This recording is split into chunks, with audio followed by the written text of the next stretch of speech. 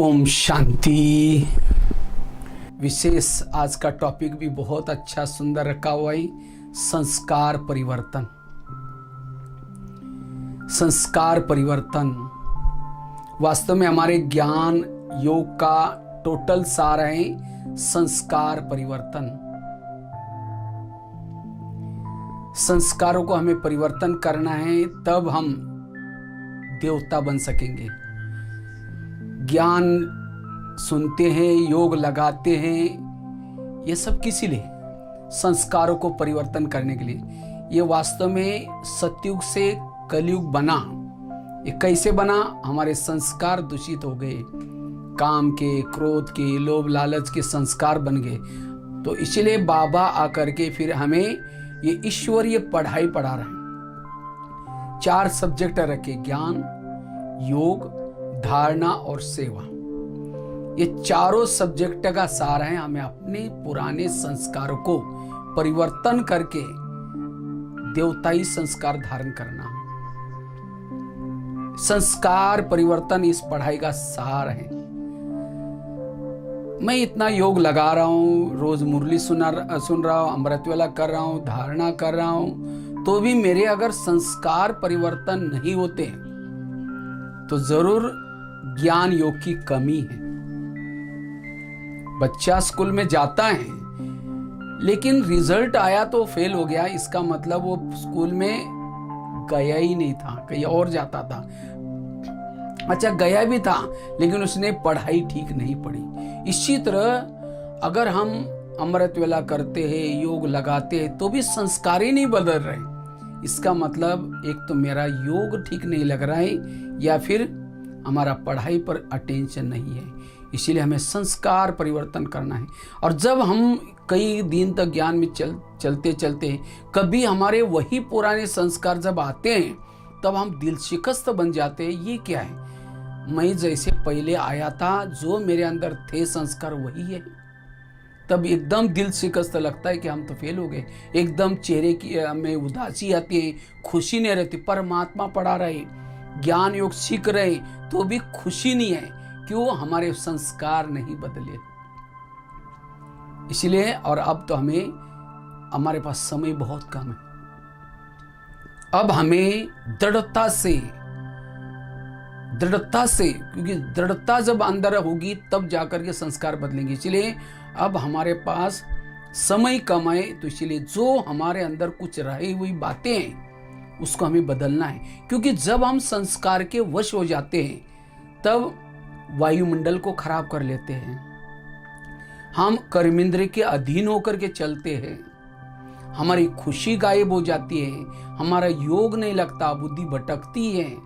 फिर हमारे संस्कार जब नहीं बदलते हम दूसरों को भी नहीं सुना सकते। इसलिए संस्कारों को परिवर्तन करना है। वास्तव में संस्कार परिवर्तन ये शब्द गलत है। संस्कार मर्ज, और ये मर्ज मतलब कभी कभी न चाहते हुए हमारे संस्कार इमर्ज हो जाते हैं। तो मेरे संस्कार इमर्ज बार बार न हो, यह हमारा पुरुषार्थ है। जब हम संस्कारों के वश हो जाते हैं तो की कमाई हमारी चट हो जाती है। जैसे गाड़ी को स्पीड में चल रहे हैं, अचानक ब्रेक लग गया, 0 स्पीड हो जाते। इसी तरह चलते चलते जब हमारे संस्कार पुराने संस्कार के वश हो जाते हैं तो हमने जो इतना दिन रात मेहनत की वो चट हो जाती है, विकर्म हो जाते हैं। और खास तो ब्राह्मण बनकर के अगर हम कुछ करते हैं, ये का कई गुना बढ़ जाता है विकर्म। इसलिए हमें संस्कारों को परिवर्तन करने का अटेंशन देना है। तो हम अपने संस्कारों को कैसे परिवर्तन करें? सबसे पहले हमें चेक करना है कि हमारे अंदर संस्कार है क्या क्या, कौन से संस्कार हैं। हर एक को अपनी जीवन की पूरी ज्योग्राफी पता है, हिस्ट्री पता है। बचपन के 9-10 साल से लेकर के अब तक के हमारा हर एक को अपना अपना जीवन पता है कि मैंने क्या क्या गलत देखा है, क्या क्या गलत किए हैं, कौन सी चीजें जो नहीं करनी चाहिए थी तो भी मैंने ये की है। यह है संस्कार। न चाहते हुए भी हमारे से जो हो जाता है वो संस्कार। तो ऐसे मेरे कौन से संस्कार है वो चेक करना है, और हमें जो ज्ञान चाहिए उन चीजों का ही ज्ञान चाहिए। कई कहते मैं ज्ञान में चलता हूं, मैंने ये छोड़ा, ये छोड़ा, ये छोड़ा, ये छोड़ा, बस ये वो एक दो संस्कार है। लेकिन वो जब हमारे जीवन में रिपीट होता है, आता है, तो जो छोड़ा, जब ये किया, वो दोबारा सारे आ जाते हैं, सारे अटैक करते हैं हमारे। इसीलिए हमें उस कड़े संस्कार को, कड़े मतलब जो हमारे पुरुषार्थ में बार बार रिपीट होता है, उसको खत्म करना है। मम्मा मम्मा क्यों बनी? वैसा तो जून महीना मम्मा की याद दिलाता है। मम्मा मम्मा क्यों बनी? मम्मा एक गलती दोबारा नहीं करती थी, एक गलती दोबारा नहीं करती थी, और हम एक गलती कई बार बार बार करके उस संस्कार को ऐसा पक्का किया है, अब बदलना मुश्किल है। इसलिए उस कड़े संस्कार को अभी हमें क्या करना है? परिवर्तन करना है, क्योंकि वो संस्कार हमारे हीरे को एक दाग है। अगर ये दाग होगा तो हमारी वैल्यू कम हो जाएगी। इसलिए अभी फ्लोलेस डायमंड हमें बनना है। सूरत में है ना, हीरा घासने का वहां ये चलता है, तो हमें भी बाबा का सेंटर क्या है? आत्मा रूपी हीरा घासने का सेंटर है। और जितना फ्लोलेस डायमंड होगा उसकी वैल्यू भी होगी। अगर कोई दाग लग रह जाएगा तो कीमत कम हो जाएगी। इसीलिए अब हमें दृढ़ता से जो संस्कार हमारे अंदर रहा, कईयों को क्या लगता है, बाबा जो कई बार मुरली में कहते हैं ना, बच्चे बाप को दिलासा देते हैं, बाबा अंत में ये संस्कार पूरा हो जाएगा, हम बदल देंगे। लेकिन बाबा कहता है अंत में तो संस्कारों के अंश के वंश बन जाएंगे, क्योंकि माया तो लास्ट तक भी अपना युद्ध करना नहीं छोड़ेगी। लास्ट में तो और फुल फोर्स में करेगी। जैसे हमारे अच्छे अच्छे साधन बनते जा रहे, तो माया भी अपने लिए साधन अच्छे अच्छे बना रहे, क्योंकि अंतिम समय जब आत्मा इस शरीर छोड़ेगी, परम धाम का गेट तो बंद रहेगा। अब उनको तो शरीर तो है ही नहीं, वो भटकेगी। अब उनके अंदर जिस प्रकार के विकार हैं, उनको तो शरीर तो है ही नहीं, तो वो क्या करेगी? जिस आत्मा के अंदर उस प्रकार किस प्रकार के संस्कार है, उसी संस्कार वाले आत्मा में प्रवेश करेगी। समझो उन आत्माओं में काम विकार में जाना है, उसको तो शरीर है ही नहीं, तो जिनके अंदर काम विकार के अंश है उसके अंदर प्रवेश करेगी और उससे भूले करती रहेगी। और पश्चाताप किसको होगा? जिसका शरीर है उसको पश्चाताप होगा। इसीलिए बाबा कहते बच्चे अपने संस्कारों के अंदर के अंश के वंश को खत्म करो। मुझे लगता है 5-6 साल पहले बाबा ने एक वर्ष दिया था, ज्वाला स्वरूप योग करने के लिए वर्ष दिया था। बाबा ने कहा था कि ये ज्वाला स्वरूप वर्ष इसीलिए है जो संस्कारों के जन्म से अंश है उसको खत्म करने के लिए दिया था। अगर फिर भी हमारे वो रहेंगे तो वही अंश क्या बन जाता है? वंश बन जाता है। इसलिए उस समय कंट्रोल करना बड़ा मुश्किल होगा, उस समय भूले हो जाएगी। इसलिए अब हमें क्या करना है? चेक करना है मेरे अंदर कौन से संस्कार है, उसको कैसे परिवर्तन करना है। अगर संस्कार परिवर्तन नहीं करेंगे, कई तो देखते ज्ञान से चले जाते। क्यों चले जाते? क्योंकि वो संस्कार के वश बार बार होते। एक बहुत सुंदर एक स्टोरी शेयर करता हूं। एक राजा था, शिकार करने के लिए जाता है। शिकार करने के लिए जंगल में गया तो उसको शिकार तो कोई नहीं मिली, लेकिन एक भिखारीन भटक रहे थे वहां से भिक्षा मांगने के लिए। तो देखने में वो सुंदर थी, तो राजा की नजर पड़ी। राजा ने क्या किया? उसको घोड़े पर बिठा करके महल में लाया और दासियों को कहा ये मेरी रानी है, इसको आप क्या करना? अच्छी तरह नहलाना धुलाना श्रृंगार करना। तो दासियों ने क्या किया? उस भिखारीन को अच्छी तरह नहलाया, चमकीला ड्रेस पहना दिया, गहने पहना दिया, उसके पास 36 प्रकार का भोजन उसको खाने के लिए दिया, लेकिन भिखारिन तो भिखारिन थी, उसने जिंदगी में कभी 36 प्रकार का भोजन तो खाया नहीं। तो वो क्या करती है, अपने सिर पर जो ताज पहनाया था उसको, वो कहते हैं मेरे सिर पर ये लोगों ने टोकरा क्यों रखा है, वो निकाल करके फेंक देती है। गहने उसको भारी लगते हैं और मखमली ड्रेस में उसको नींद भी नहीं आती, वो अपना ड्रेस भी उतार लेते हैं और पुराने ड्रेस पहन लेती हैं। और जो 36 प्रकार का भोजन था, जिसके अंदर गुलाब जामुन, रसगुल्ले, अलग अलग रोटी थी, अलग प्रकार के पकवान थे, वो गुलाब जामुन को देख करके कहते हैं ये काला काला क्या रखा है, क्योंकि उसने कभी गुलाब जामुन देखा है, निकाल करके फेंक देते हैं। और रोटी लेकर के क्या करते हैं, उसके टुकड़े बनाते हैं, और टुकड़े बना करके क्या करते हैं, कटोरा लेती है, कहते हैं माई भिक्षा दो करके उसको क्या करते हैं, खाते हैं। तो बाकी इधर उधर सामान फेंकने से वो बदबू आने लगी, तो लोग जो दास दासियां उनको देने के लिए आते थे, वो देखते बदबू आ रहे हैं। उन्होंने ये खबर राजा को बताई कि आपकी रानी ऐसे ऐसे करते। उसने कहा नहीं, आप लोगों ने सब कुछ दिया ना? कहा कि हमने सब कुछ दिया है। आकर के देखो, राजा ने खिड़की से देखा तो बदबू आने लगी, तो उसको बुला करके कहा ये तुम ये क्या कर रहे? कहा कि मुझे यही अच्छा लगता है, क्योंकि उसके संस्कार वही थे। तो राजा ने क्या किया, उसको घोड़े पर बिठा करके वापिस लेके जाकर के जंगल में छोड़ दिया। कहां राजा ने उसका तकदीर बनाया था, कहां एक टुकड़े के लिए तरस रही थी, लेकिन उसने संस्कार नहीं बदले, इसीलिए अपने पांव पर कुल्हाड़ी मारी, अर्थात अपने तकदीर को भी लकीर लगा दी। ये कहानी हमारी अपनी है। हम भी दुनिया में भटक रहे थे, भगवान सुख दो, शांति दो, ज्ञान की एक बूंद तो दो। कई जन्मों से भटक रहे थे, तो बाबा की नजर हमारे पर पड़ी, वहां से सेंटर पर लाया, 7 दिन तक निलाया, इतने मैले हो गए थे। फरिश्ता का ड्रेस पहना दिया, जिम्मेवारी का ताज पहना दिया, अनेक बाबा ने श्रृंगार किया, लेकिन फिर भी हम क्या करते, वो देह भान, वो फरिश्ता का ड्रेस को उतार करके देह भान में बार बार आते, देह के तरफ आकर्षित होते हैं। बाबा को अच्छा लगेगा?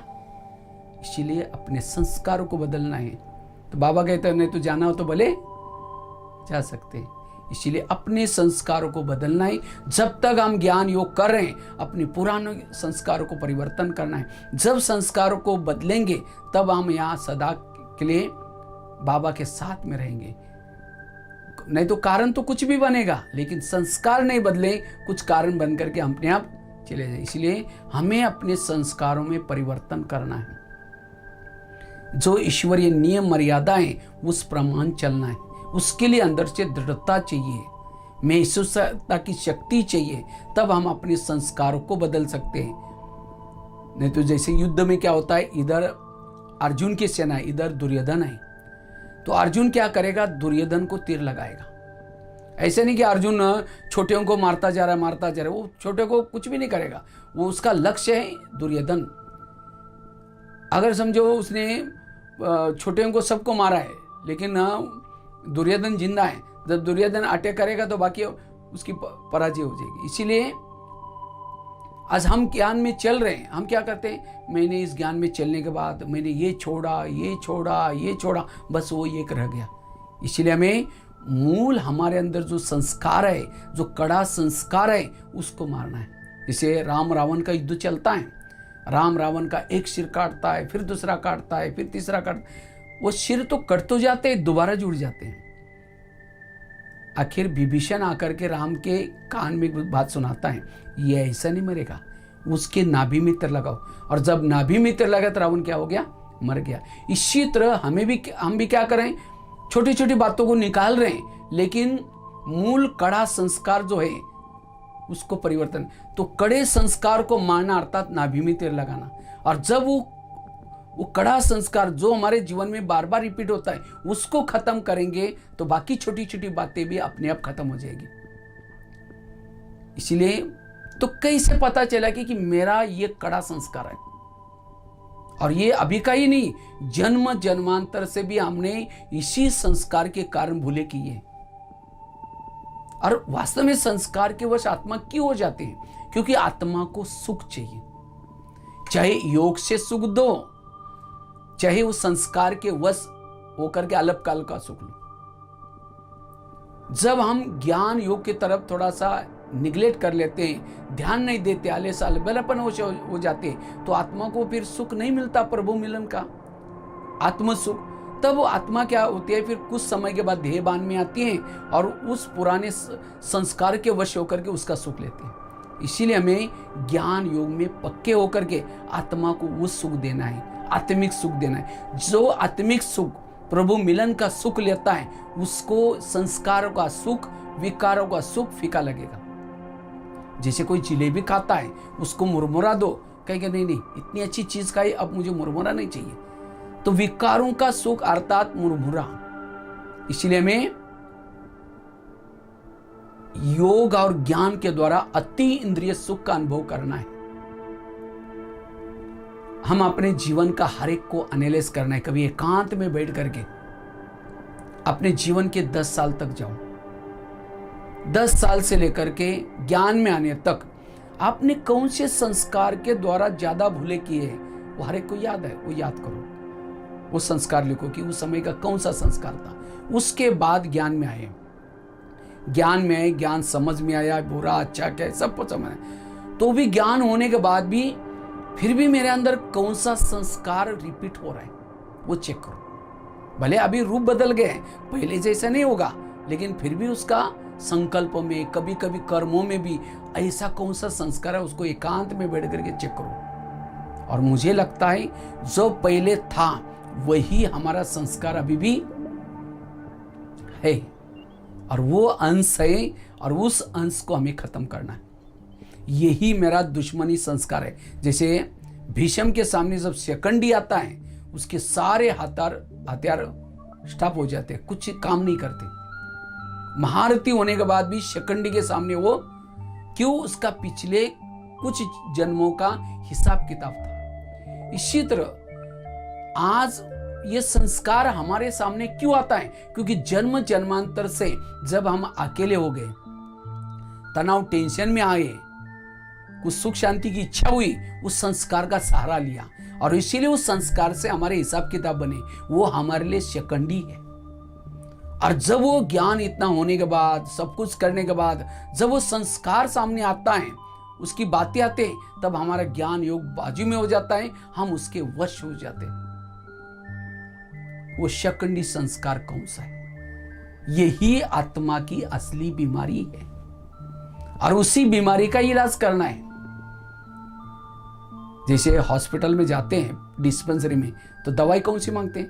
कहते हैं आपके पास जितनी भी टैबलेट्स है ना, एक एक सैंपल मुझे दे दो, अब सारा लेकर के खाएंगे तो उल्टा परिणाम हो जाएगा।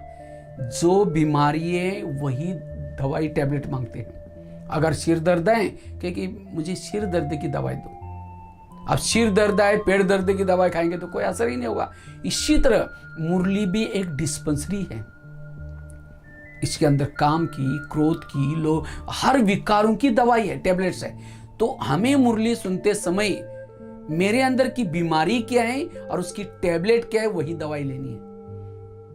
और उससे वो संस्कार धीरे धीरे, जितना उस कड़े संस्कार के लिए नॉलेजफुल बनेंगे, उतना संस्कार का असर कम होगा। इसीलिए अब हमें चेक करना है मेरी बीमारी कौन सी है और कौन नहीं। तो अंतिम समय अगर रिजल्ट आउट होगा तो उस समय पश्चाताप भी करना पड़ेगा। इसलिए मेरे कौन से संस्कार है जो योग्य नहीं है, जो मेरा दिल खाता है, मेरी खुशी गायब करता है, उसको मुझे परिवर्तन करना है। तो पहले तो कैसा ढूंढना है वो युक्ति बताई, लेकिन अब उस ढूंढने के बाद उसको भले आप कभी बाबा को भी एक लेटर लिख करके अपने जीवन की हिस्ट्री लिख करके बताओ, बाबा मैंने ऐसे ऐसे वो संस्कार के वश ऐसा ऐसा किया है, मुझे ये याद आ रहा है, बाबा मैं आपके शरण में आया हूं, ये सब कुछ ऐसा ऐसा, बाबा को भी सुनाओ। सबसे पहली युक्ति है बाबा को सुनाना। और खास तो अमृत वेला करने के बाद, या अमृत वेले करने के बाद अगर बाबा को सुनाएंगे तो बाबा इसका इलाज करेगा। नहीं तो कई भाई बहनें क्या समझते हैं, हाँ? कई भाई बहनें उसको छिपाते हैं। अगर उस संस्कारों को छिपाएंगे तो छिपाते छिपाते खुद भी छिप जाएंगे। बीमारियों को कभी भी छिपाया नहीं जाता, इसलिए उस संस्कार को हमें क्या करना है, परिवर्तन करना है। इसके लिए पहली युक्ति बता रहे हैं, हम बाबा को सुनाएं। जैसे हॉस्पिटल में वार्ड बने रहते हैं, अलग अलग वार्ड, और अलग अलग वार्ड में डॉक्टर का आने का समय अलग अलग होता है। और जिस समय डॉक्टर आता है उस समय पेशेंट क्या करता है, उठ करके बैठता है, और बैठ करके जैसा डॉक्टर आता है, डॉक्टर को पेशेंट को पूछता है आपको क्या क्या तकलीफ हुआ, तो पेशेंट फटाफट क्या करता है, अपनी बीमारी बताता है, तकलीफ बताता है।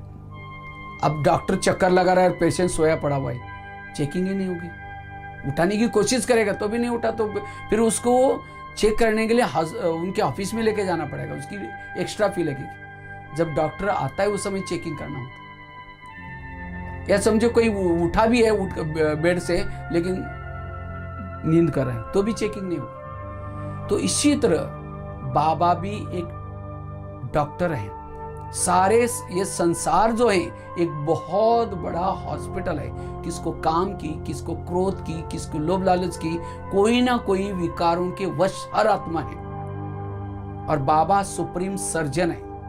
सारे हम सभी पेशेंट हैं, कोई भी इसे बचा हुआ नहीं। तो बाबा जब इस सृष्टि पर चक्कर लगाता, हॉस्पिटल में आता है, तो हमारा फर्ज है उठ करके बैठना। यहां भी 4 वार्ड बने हैं इस सृष्टि पर, Asia ward, Africa ward, Europe ward और अमेरिका वार्ड, अफ्रीका वार्ड। तो इस तरह से 4 वार्ड हैं। तो 4 वार्ड में हम कहाँ रहते हैं, एशिया वार्ड में रहते हैं। तो हर वार्ड में बाबा का समय अलग अलग है। तो हमें भी क्या करना है, जिस समय बाबा चक्कर लगाता है, बाबा तो बिंदु है, 1 सेकंड में चक्कर लगा करके जाता है, उसी समय हमें उठ करके बाबा को अपनी बीमारी बताना है। बाबा, जैसे पेशेंट कहता है डॉक्टर साहब मैं आपकी दवाई खाई तो भी पता नहीं 2 बार उल्टी हो गई, ऐसा ऐसा हुआ, ये हुआ, अच्छा और क्या हुआ, अच्छा और क्या हुआ, और क्या हुआ, वो निकाल कर लेता है और फिर नोट करता है। नोट करके जाता है ऑफिस में, और जा करके किसी नर्स के द्वारा या खुद आकर के उसकी टेबलेट दे के जाता है। इसी तरह जब हम अमृत वेला करते हैं, अमृत वेला करने के बाद बाबा को सुना, बाबा मैंने आज की मुरली भी सुनी, योग भी किया, धारणा भी ठीक करता, फिर भी पता नहीं बाबा देहाभिमान आया, बाबा ये काम विकार के संकल्प मुझे चले, क्रोध के संकल्प, जो जो कुछ चलता है बाबा को सुना। तो बाबा क्या करेगा फिर, अगर आप बाबा को बताएंगे, बाबा कभी कभी मुरली में भी कहता है बच्चे सर्जन से बीमारी छिपाओ नहीं, सच सच बताओ। कई बार मुरली में बातें आती हैं। तो हमें भी सच सच बाबा को सुनाना है। सुनाने के बाद बाबा क्या करेगा, जो आपकी प्रॉब्लम्स है, किसी नर्स अर्थात कोई बहन भाई को उसी टॉपिक के ऊपर आपके लिए कोई क्लास मिलेगा, मुरली के द्वारा उसी टॉपिक के ऊपर कोई पॉइंट्स आएंगे, टचिंग के द्वारा पॉइंट आएंगे, और आपको अपनी बीमारी की दवाई मिलेगी बाबा को सुनाने से। एक भाई ने मुझे प्रश्न पूछा, कहता भाई साहब बाबा तो भगवान है, अब बाबा को सुनाने की जरूरत क्या है, बाबा को पता नहीं है इसको ये बीमार है, ये विकार है, आपने अब वो पॉइंट्स क्यों नहीं देता। समझो डॉक्टर, बीमारी के बारे में डॉक्टर ने पूरी स्टडी की होती है, नॉलेजफुल होता है, लेकिन जब भी पेशेंट सामने आता है, डॉक्टर पूछता है अच्छा आपको क्या तकलीफ है। उस समय पेशेंट थोड़ी बोलता आपको पता नहीं मेरे को क्या तकलीफ है, अब डॉक्टर है ना, चेक करो। भले डॉक्टर ने स्टडी की है, सब कुछ किए, वो जानता है, तो भी पेशेंट को अपनी बीमारी को डॉक्टर के सामने वर्णन करना पड़ता है, और तब उसकी दवाई मिलती है। इसी तरह बाबा भले भगवान है, सब कुछ जानता है, तो भी बाबा को हमें क्या करना है, सुनाना है। और जब सुनाएंगे तब उसकी पॉइंट्स मिलेगी, बाबा की मदद मिलेगी। नहीं तो कई भाई बहनें क्या करते हैं, कोई संस्कार के वश हो जाते हैं, बुराई के वश हो जाते हैं, और समझते बाबा को तो पता चल गया, इसीलिए चुप रहेंगे, कुछ नहीं बोलेंगे। और फिर कुछ समय के बाद जब तकलीफ ज्यादा ही होती है, तब कहेंगे पता नहीं बाबा तो मदद ही नहीं करता। बाबा मदद क्यों नहीं करता, क्योंकि हमने सच सुना ही नहीं। इसीलिए बाबा को सुनाओ, इसलिए बाबा को सुनाने से हमें मदद मिलेगी। कभी अपने जीवन की लाइफ स्टोरी भी लिख करके, हाँ भले बाबा उसको फाड़ के फेंक दो, लेकिन आपको एक रिवाइज हो जाएगी कि मेरी कौन सी बीमारी है, क्या प्रॉब्लम्स है मेरे अंदर, सब पता चलता है। वो औरों को पता नहीं है, लेकिन खुद को सब अपने मेरे क्या संस्कार है, मेरे अंदर क्या बुरा है, सब अपने आप को एकांत में जाकर के देखेंगे। इसको ही बाबा कहते हैं सोच चिंतन, अपना चिंतन करना, अपने अंदर गहराई में जाना, जीवन की एनालिसिस करो। यह है पहली युक्ति। दूसरी युक्ति है, अगर उस संस्कार का परिवर्तन करना है, उसके लिए मुरलियों की स्टडी करो। मुरलियों की स्टडी, वास्तव में मुरलियों के अंदर हर विकारों के बारे में बाबा ने बहुत गहरी गहरी श्रीमत दी है, और जितना उसको पढ़ाई करेंगे उसकी मुरली की, और मुझे लगता है अव्यक्त वाणियां जो चली है 69 से लेकर के 2017 तक, 17-18 तक भी चली है, तो मुझे लगता है अलग अलग टॉपिक के ऊपर काम विकार वाली कई मुरलियां हैं, क्रोध के ऊपर को जीतने वाली कई मुरलियां हैं, मोह की कई मुरली है।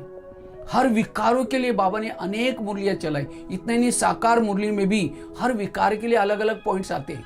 तो हमें जो मुरली सुनते हैं उसी समय क्या करना है, तो मेरे अंदर का प्रॉब्लम क्या है, मेरी बीमारी क्या है, और उसके लिए कौन सी पॉइंट दी, उसको एक डायरी बना करके उसमें नोट करो, उसी विकार के स्पेशलिस्ट बनो। और मुरली बहुत इंपॉर्टेंट है।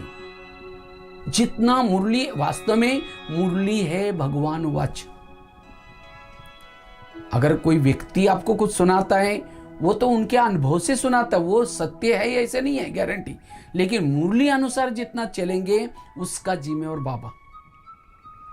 इसीलिए कोशिश करके ज्यादा से ज्यादा हमें मुरलियों की स्टडी करनी है। लेकिन आजकल भाई बहन क्या कर रहे हैं, मुरलियों को इतना ध्यान नहीं देते। वास्तव में मुरली से जो हम क्लास कराते हैं, जैसे कोई मैं एक चीज लिया, समझो मेरे पास कोई ये है, समझो ये डायरी ली, मैंने इस घड़ी को टच किया, सोने की बन गई, इसको लैपटॉप को टच किया, सोने का बन गया, स्टूल को टच किया, सोने का बन गया। ये डायरी है, उस किसको भी टच करते सोने का बनता है। तो वैल्यू किसको देंगे, डायरी को देंगे, या सोने की चीज बनी उसको देंगे, डायरी को। इसी तरह आज बाबा की मुरली सुन करके ब्रह्मा बाबा बना, दादिया बनी, जो भी महारथी है, चाहे शिवानी बहन, सूरज भाई, चाहे आत्म प्रकाश भाई, चाहे कोई भी, सब हम लोग किससे बने, मुरली से। तो मुरली महत्व की है, मुरली के ऊपर हमें प्रभावित होना है, किसी की भी व्यक्ति की तरफ प्रभावित नहीं होना। और जितना मुरली से हम लेते उतना नहीं, तो जैसे एक सीढ़ी का चित्र अपना, सीढ़ी में क्या दिखाया, सीढ़ी में लास्ट में एक भिखारी है, और भिखारी ने क्या किया है, एक सिरा ने गीता का शास्त्र रखा हुआ है और हाथ में कटोरा है, ये चित्र दिखाते हैं। और चित्र कहते हैं भारत का नहीं, ब्राह्मण ने हमारे पास निमित्त रखे हैं, निमित्त बहने हैं, सीनियर भाई बहने जो अनुभवी है। हम कभी कभी अगर नहीं भी समझो परिवर्तन होता तो उनको भी सुना सकते हैं, बहन जी, दीदी जी, मेरे अंदर ये संस्कार है, पता नहीं ये परिवर्तन ही नहीं हो रहा है।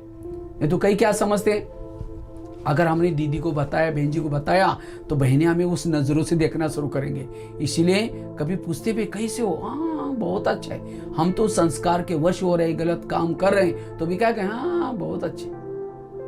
छिपाते छिपाते छिप जाएंगे। अब किसी को कोई फोड़ा भी होता है तो क्या करते हैं, छिपा करके नहीं चलेंगे, लेकिन कहेंगे पता नहीं मैं मेरे को यहाँ बहुत कई दिनों से फोड़ा हुआ है, कोई इसको सुनाएंगे उसको सुनाएंगे। और भारत में तो जितने लोग उतने डॉक्टर हैं, तो स्थूल बीमारी भी में हम नहीं छिपाते। तो इसलिए ये संस्कार की बीमारी को भी नहीं छिपाना है, हमें बड़ों को सुना करके उनसे युक्तियां लेना है। अगर अपना नाम बताने की शर्म आती है तो क्या करो, किसी और का नाम बताओ। कहूँ कि किसी ने मुझे एक उस संस्कार के बारे में एक प्रश्न पूछा था, लेकिन मेरे को तो बताने का नहीं आया, तो उसके लिए हम क्या बताएं उनको, है अपना, लेकिन नाम बताने की शर्म आती। कोई बात नहीं, ऐसे भी नॉलेजफुल बनो। तो कहने का मतलब हमें उस संस्कार को छिपाना नहीं है, बड़ों से राय लेनी है, इससे वो संस्कार में बदलाव आएगा। चौथी बात है, चौथी बड़ी इंपॉर्टेंट बात है, अगर हमें उस संस्कार को परिवर्तन करना है, मर्ज रूप में रखना है, उसके लिए उस संस्कार का भोजन नहीं दो। संस्कार का भोजन देने से वो संस्कार जागृत, बाबा कहते हैं ना, माया तो कागज का शेर है, लेकिन कभी कभी वो कागज का शेर भी असली शेर बन जाता है। कब? उसको जब उस संस्कार का भोजन मिलता है। उसको और मैं थोड़ा सा खुल करके बताता हूं। समझो किसी का काम विकार का संस्कार है, और ऐसी आत्मा नेट में कोई गलत चीजें देख रहे, मूवी देख रहे, अश्लील चीजें देख रहे, कोई ऐसी गीत सुन रहे, और आजकल तो ये चीजें बड़ी इजीली मिल जाती, और उन चीजों को जितना अगर देखेंगे वो संस्कार को भोजन दे रहे, वो संस्कार और जागृत आएगा, जागृत हो जाएगा। फिर कहते पता नहीं मेरा संस्कार नहीं बदल रहा है, क्योंकि उसको भोजन दे रहे। समझो कोई बुजुर्ग व्यक्ति है, बहुत क्रोध करता है, गुस्सा करता है, लेकिन है बुजुर्ग, अगर उस बुजुर्ग व्यक्ति को रबड़ी, पनीर, मलाई, अच्छा अच्छा भोजन देंगे और गुस्सा करेगा। अगर उसको भोजन नहीं देंगे तो खटिया पर बैठ करके कहेगा मैं आकर के मारूंगा, मैं ये करूंगा, लेकिन उठ ही नहीं पाएगा, क्योंकि उसने भोजन नहीं किया। इसी तरह जब हम उस संस्कार को भोजन देते हैं, वो संस्कार एक्टिविटी में आता है। इसलिए जिन बातों को देखने से, जिन बातों को सुनने से मेरे अंदर के संस्कार जागृत होता है, उन बातों को मुझे क्या करना है, उसे किनारा करना है, उसे वैराग निर्माण करना है। और जितना उसे वैरागी बनेंगे, उतना उसके लिए दृढ़ता की दृढ़ विषम प्रतिज्ञा करने की, मुझे उस संस्कार को परिवर्तन करना है, बदलना है। इसीलिए उस संस्कार का भोजन नहीं देना। इसलिए बाबा ने कुछ नियम, संयम सब क्यों बनाए थे? क्योंकि ताकि उस संस्कार का भोजन नहीं मिलेगा तो संस्कार धीरे धीरे कम होते होते खत्म हो जाएगा। जैसे बता, संस्कार मर्ज हो जाता है, इमर्ज हो जाता है। जैसे बिल्ली जब नहीं है तो चूहे बाहर आते बिल से, जैसी बिल्ली आई चूहे अंदर चले गए। अंदर गए मतलब खत्म नहीं हुए, वो अंदर गए। इसी तरह जब हमारा ज्ञान योग अच्छा है, अमृत वाला अच्छा है, तो हमारे संस्कार अंदर दबे रहते हैं और हमें लगता है वाह, मैं तो अब बिल्कुल देवता ही बन गया, मेरे संस्कार पूरा। लेकिन कुछ समय के बाद उस संस्कार को जब कुछ ऐसा वातावरण मिल जाता है, कुछ भोजन मिल जाता है, दोबारा हो जाते, फिर हम दिल से कत हो जाते हैं, और ये क्या हो गया, मैंने इतना दिन ये किया, क्योंकि अंदर वो थे, उसके अंश थे। इसलिए उस अंश को खत्म करना है, और उसके लिए कौन से बातें देखने से मेरा संस्कार जागृत होता है, उनसे बचना। यह है चौथी युक्ति। पांचवी युक्ति है बिजी रहो, बिजी रहो। लेकिन यह कोई रियल युक्ति नहीं है, लेकिन फिर भी अगर बिजी रहते सेवा में, ये बाबा ने सेवा बिजी रहने के लिए, या ये क्यों बताए, ताकि वो संस्कार कुछ नवीनता करते तो खुशी हो जाते हैं, सेवा करते तो संस्कार धीरे धीरे बुरी बातें क्या होते हैं, वो साइड हो जाते हैं। लेकिन नहीं, वो कभी ना कभी फिर आप थोड़ा फ्री रह गए, दोबारा वो आ जाएगा। दुश्मन से कब तक छिपते रहोगे? कहीं तो उसको वो सर्च करेगा आप कहाँ हैं और कैसे है, पकड़े आएंगे।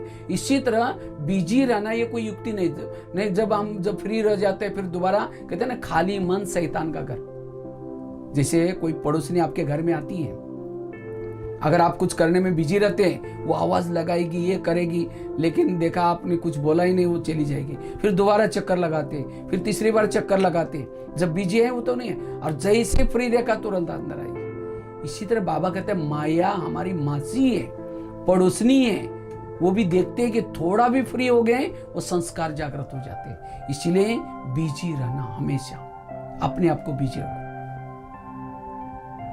ये भी युक्ति है, पांचवी हो गई। छठी है, अगर उस संस्कार को हमें मर्जी रूप में रखना है, परिवर्तन करना है, ईश्वरीय नियम और मर्यादा के लिए भीषण प्रतिज्ञा करना है।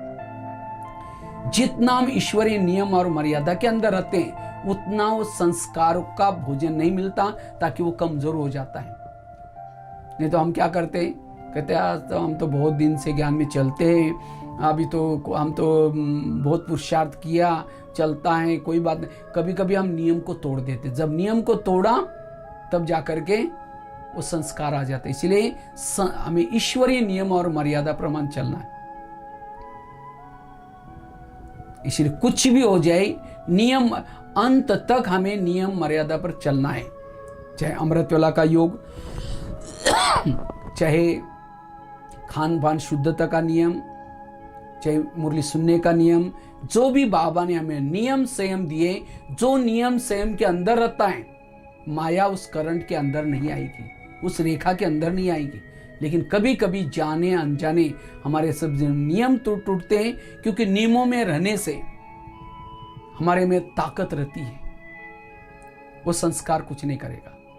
सातवीं युक्ति है आत्म अभिमानी बनने की गहरी तपस्या। जितना हम आत्मिक स्वरूप में रहते हैं, आत्म अभिमानी स्थिति में रहते हैं, उतना हमें अति इंद्रिय सुख मिलता है। क्योंकि आत्मा अभिमानी स्थिति में रहने से एक आत्मा के वेव शरीर में फैलते रहते हैं, जिसको कहते हैं अतीन्द्रिय सुख। और जिसको ये अतीन्द्रिय सुख मिलता है वो संस्कार विकार फीका लगेगा। इसलिए आत्मिक स्वरूप में रहना, आत्म अभिमानी की तपस्या करना। जैसे जब रावण जब सीता के पास आता है, सीता तिल्ली जला करके माचिस लगा करके रखती, रावण उसको टच भी नहीं करता। इसी तरह इस रावण से बचने के लिए, उस संस्कार से बचने के लिए हमारी तिल्ली भ्रुकुटी में ज्योति सदा जलती रहे। जब हमारी आत्माभिमानी स्थिति है तब वो संस्कार हमारे पास नहीं आएगा। लेकिन माया क्या करते हैं, देह बान में लाने की कोशिश करते हैं। देह बान सबसे बड़ा विकार है, सबसे कड़ा संस्कार है। इसलिए हमें देही अभिमानी होकर के रहना है, आत्माभिमानी होकर के रहना है। और जितना ये आत्माभिमानी स्थिति में रहेंगे उतना कड़े से कड़े संस्कार के ऊपर हम जीत प्राप्त कर सकते हैं। इसकी हमें तपस्या करनी है। आठवीं युक्ति है, अगर उस संस्कार का परिवर्तन करना है, उसको मर्ज में रखना है, तो उसके लिए क्या करना है, हमें विशेष जो स्थिति अच्छी लगती है, क्योंकि हर ब्राह्मण 5000 साल पहले भी हम ब्राह्मण बने, ज्ञानी बनी है, और 5000 साल पहले भी हमने पुरुषार्थ करके विजय प्राप्त किया है। तो 5000 साल पहले आप क्या पुरुषार्थ किया था, कैसे पता चलेगा? आपको कौन सी स्थिति अच्छी लगती है? किसी को बिंदु रूप स्थिति बहुत अच्छी लगती है, किसी को फरिश्ता स्थिति बहुत अच्छी लगती है। तो आपको किस प्रकार की स्थिति अच्छी लगती है, उसी को डेवलप करो। जितना उसको डेवलप करेंगे उसे सुख मिलेगा, वो संस्कार धीरे धीरे कम होता जाएगा। ये भी एक युक्ति है। और हमें किसी को प्रश्न भी पूछना है, और पूछने के बजाय आप इस स्थिति के लिए क्या करते हैं। आप इस स्थिति, जैसे आई स्पेशलिस्ट होता है, हार्ट स्पेशलिस्ट होता है, अलग अलग इसी तरह हमें उस स्थिति के स्पेशलिस्ट बन जाए, जिसको बाबा के शब्द में बाबा ने भी कहा, अनुभव की अथॉरिटी बनो।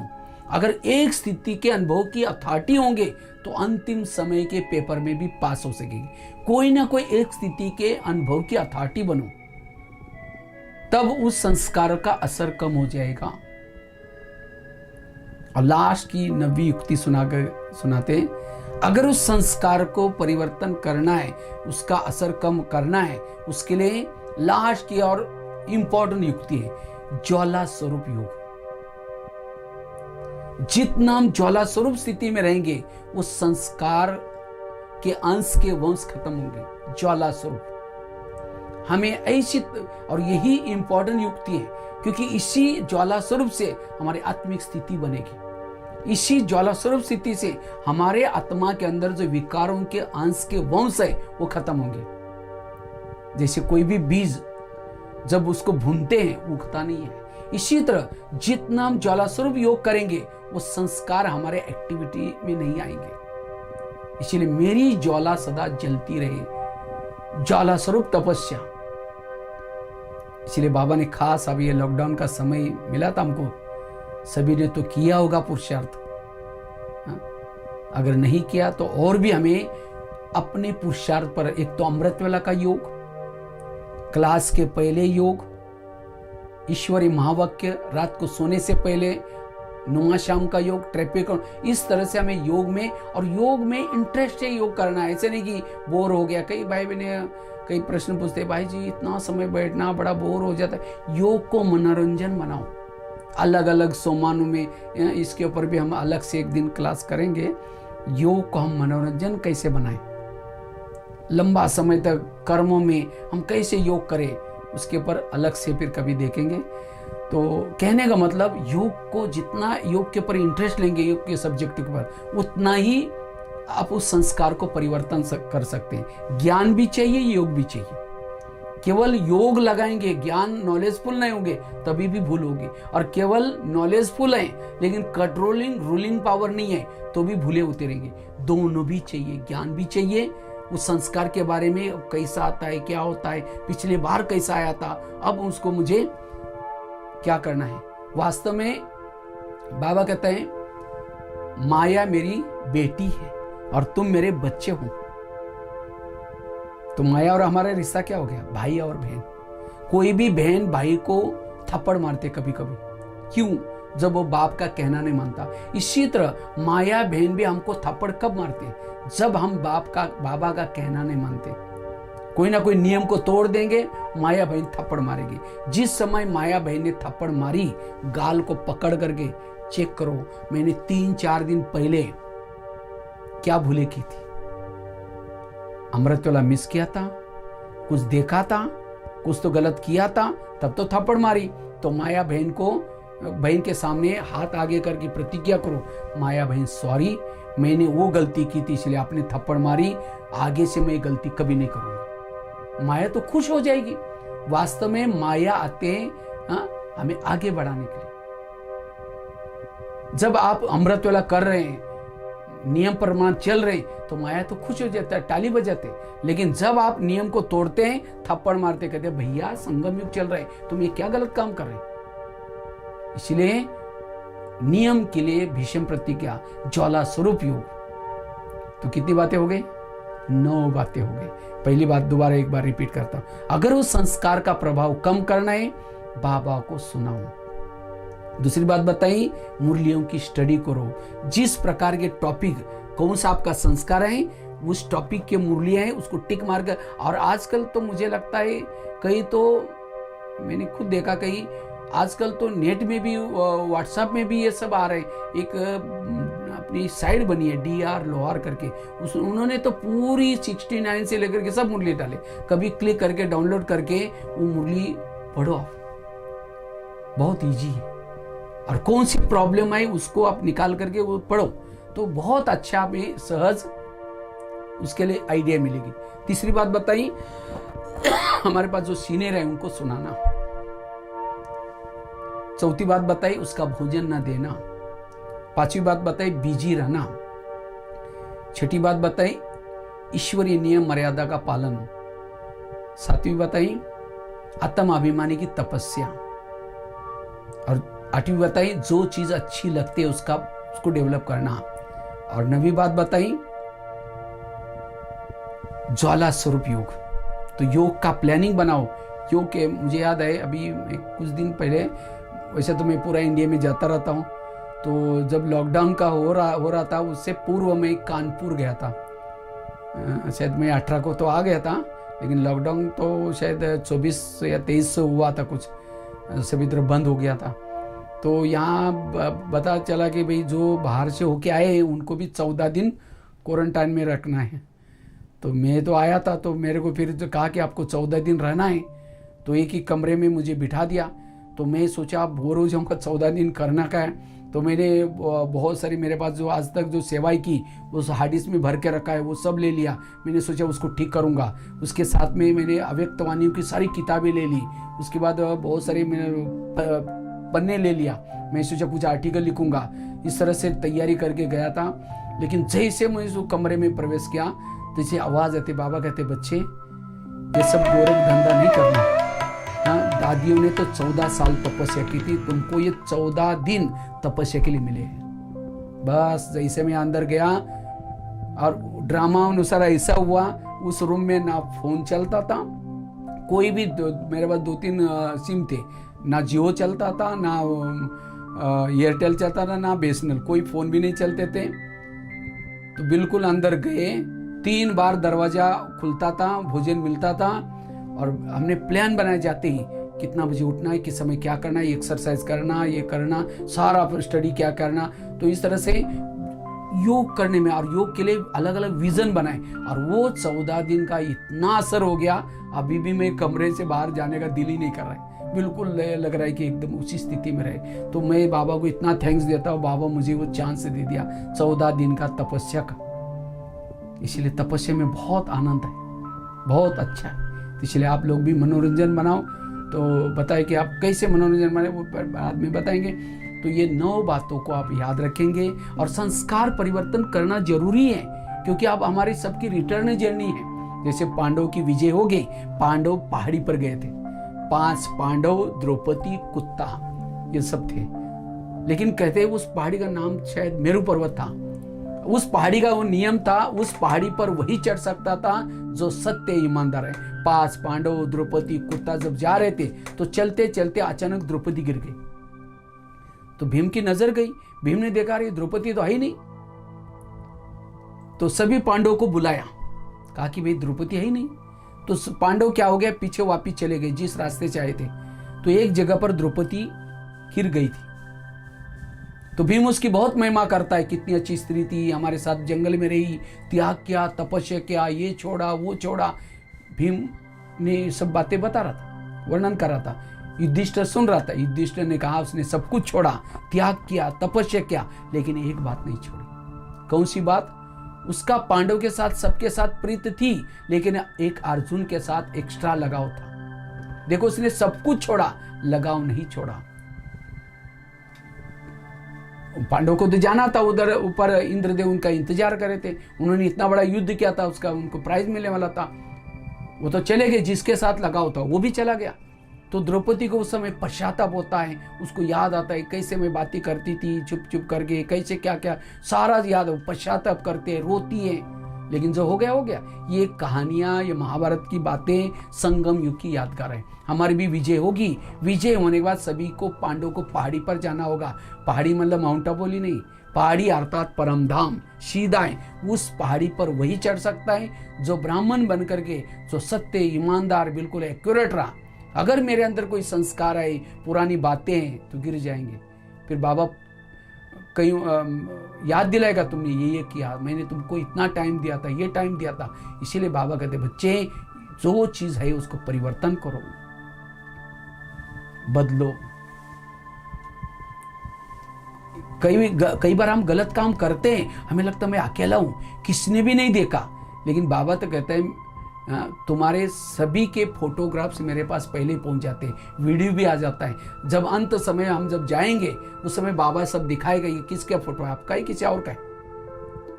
उस समय चेहरा नीचे। इसीलिए बाबा कहते हैं लास्ट में, बाबा फिर कहेगा तुम्हारा ये पद में ऐसा बनाने के लिए तुमको चुना था, तुमने ये गलत काम किया, तुम्हारा ये पद कैंसल, तो वो छोटा सा दासदर्शी का ले लो, तो कैसा लगेगा। इसीलिए अब हमें 20 नाखूनों का जोर लगा करके इस 2020 में पुरुषार्थ करना। आगे पता नहीं और क्या समय आने वाला है, हमें तो औरों को भी देना है।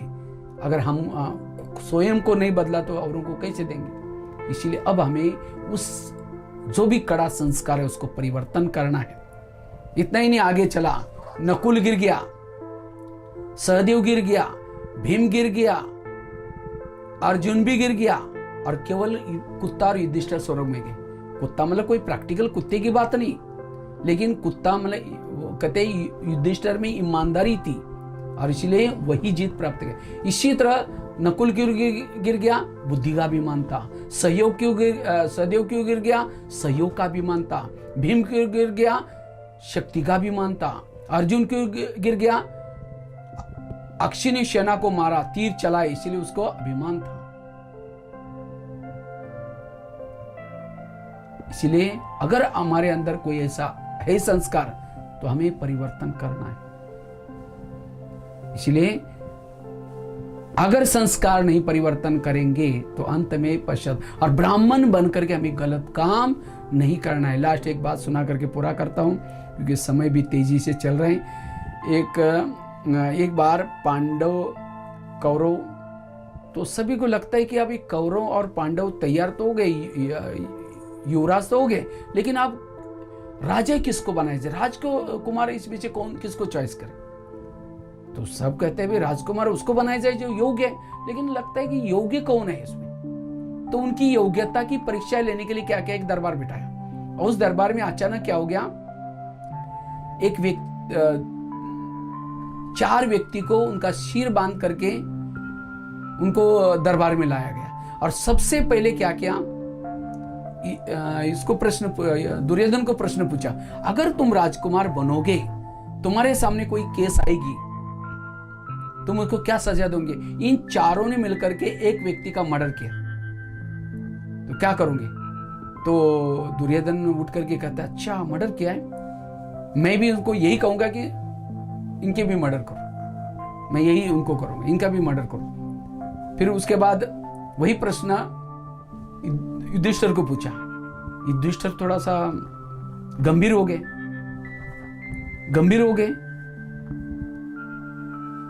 तो उन्होंने कहा कि इनकी मैं वर्ण जाति पूछना चाहता हूं, कौन से कुल के। तो कहा इसमें एक शूद्र। उस समय शकुनी उठ करके कहता है, इसका क्या मतलब है।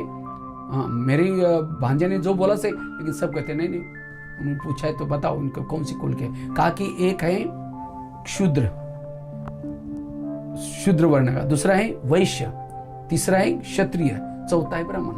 तो युधिष्ठिर और गंभीर हो गया, कहता है इसमें जो शूद्र है उसको 2 साल की सजा दी जाए, इन्होंने मर्डर करने में शामिल था। उसमें जो वैश्य है उसको 4 साल की सजा दी जाए, उसमें जो क्षत्रिय है उसको 6 साल की सजा दी जाए।